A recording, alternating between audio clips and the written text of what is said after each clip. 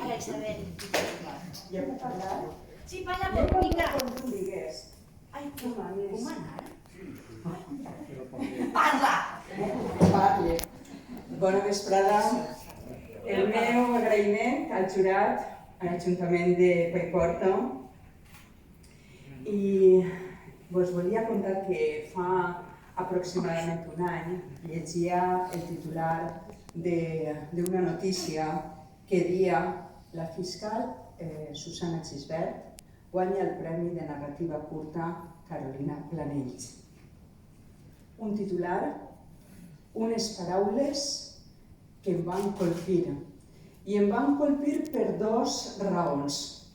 La primera, que un matí de gener del 2009, treballant jo a Canal 9 com a periodista, vaig tindre que vindre ací a Paiporta a fer un directe de l'assassinat de Carolina. Recordo aquest directe davant d'aquesta plaça, darrere el PAC, i són d'aquests dies que es tremolen les cames, que no t'ixen les paraules, que apenas tens informació, però saps que el que ha passat és tan greu que ens han tocat a totes les dones i tens que estar ahí davant d'una càmera donant la cara.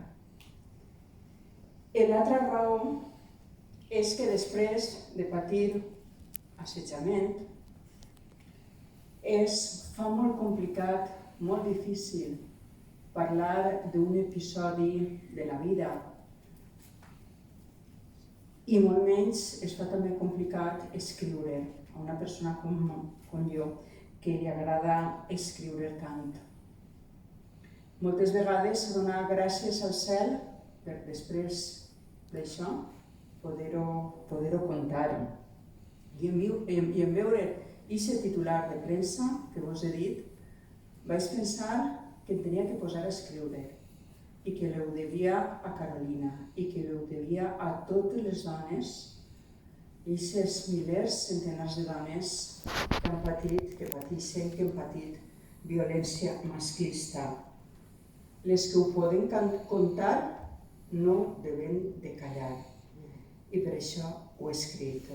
Moltíssimes gràcies i enhorabona a la resta de premiats i de premiades. Gràcies.